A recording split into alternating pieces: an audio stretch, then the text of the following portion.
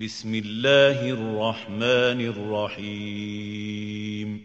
السلام عليكم ورحمة الله وبركاته. معكم محمد شاهين التاعب من قناة الدعوة الإسلامية على اليوتيوب، وفيديو جديد من سلسلة اعتراف خطير. الاقتباس اللي هنقرأ منه النهاردة أرسله الأخ عبد الرحمن الشرقاوي، ربنا يحفظه ويبارك فيه. فلو أنت عندك اعتراف خطير حابب إن احنا نعرضه في هذه السلسلة، اتواصل معنا عن طريق طرق التواصل اللي موجودة تحت في وصف الفيديو. هنقرأ المرة دي من كتاب أول مرة نقرأ منه، كتاب بعنوان يسوع كما في مرقس، تأليف ألفريد هافنت وجوزيف هيليت.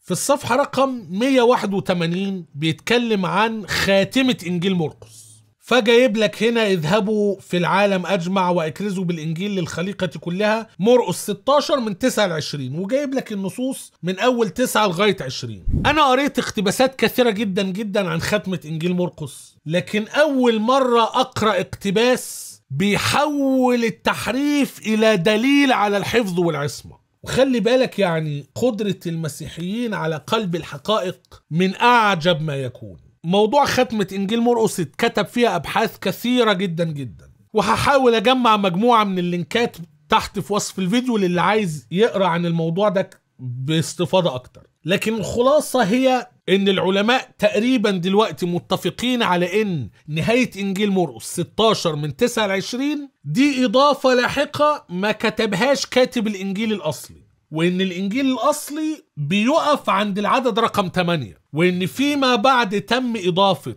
من 9 ل 20. المفروض إن الآراء المتعلقة بنهاية إنجيل مرقس كالآتي: إن الإنجيل لما بيقف عند العدد رقم 8، يا إما كاتب الإنجيل الأصلي بالفعل ختم إنجيله عند النقطة دي، يا إما كاتب الإنجيل عمل ختمة للإنجيل لكن هذه الختمة فقدت. يبقى يا إما هو ختمها عند 8، يا إما ما ختمهاش بس الختمة بتاعته الأصلية فقدت.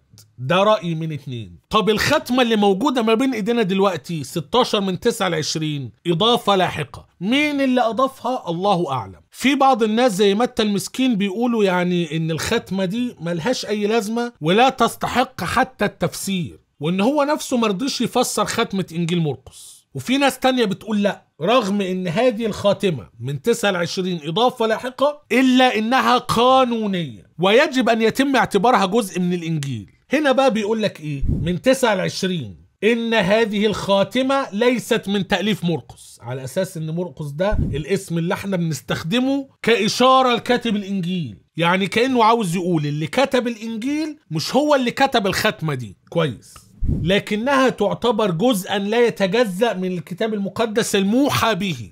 خلي بالك المنطقة دي بالنسبة لي رمادية. يعني ايه؟ كتقليد نصي العلماء عارفين كويس قوي ان قصة المرأة الزانية ونهاية انجيل مرقس مش جزء اصلي من انجيل يوحنا او انجيل مرقس، فالمقاطع دي من ناحية النقد النصي إضافات لاحقة ما كتبهاش المؤلف الأصلي قولا واحدا. طيب، لكن بيتم اعتبار هذه المقاطع كأجزاء قانونية، يعني الكنيسة بتقبلها رغم إنها مش أجزاء أصلية من الأناجيل. طب هي بتقبلها وبتأكد إنها هي كمان موحى بها من الله، ولا هي قانونية بمعنى إنها بتحمل تقليد صحيح بس مش بالضرورة مكتوبة بوحي من الله؟ هي دي القضية. طب فوت النقطة دي. بيقول: ولقد اعتبرت كذلك من قبل كل الكنائس منذ أوائل المسيحية. ماشي، رغم ان الموضوع يعني فيه تفصيل كتير، ونهاية إنجيل مرقس له أكتر من شكل، وده يعني الشكل الطويل اللي أصبح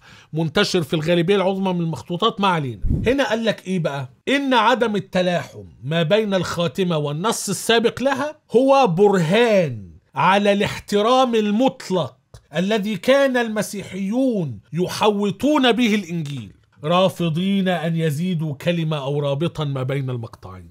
لا إله إلا الله محمد رسول الله. عارف الكلام ده أنا كنت ممكن أصدقه إمتى؟ لو ده المقطع الوحيد اللي هم أضافوه على الأناجيل. لكن ما ينفعش بعد ما نلاقي في الأناجيل عشرات النصوص المضافة في النص تيجي تقول لي أصل احنا أضفنا الخاتمة بعد العدد رقم 8 وواضح جدا ان الاتنين مش راكبين على بعض، وهذا يدل على منتهى الامانة. ما ينفعش. وبعدين في الاخر بيقول لك انما تتوافق هذه الخاتمة في الواقع مع شهادة سائر التلاميذ فيما يتعلق بيسوع وليس فيها اي جديد.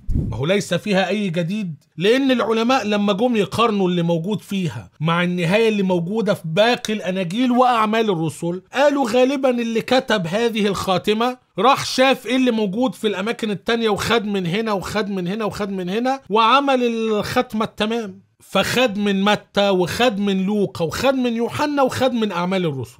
النقطة الاساسية اللي باكد عليها هنا فكرة ان هذا امر في غاية العجب، ان انت تبقى عارف ان هذه الخاتمة اضافة لاحقة متعرفش مين اللي اضافها. وخلي بالك يعني احنا اقدم مخطوطات للكتاب المقدس العهد الجديد اليوناني، المخطوطة السينائية والمخطوطة الفاتيكانية، ما فيهمش هذه الختمة. فبالتالي منذ اوائل المسيحية دي فيها نظر شديد.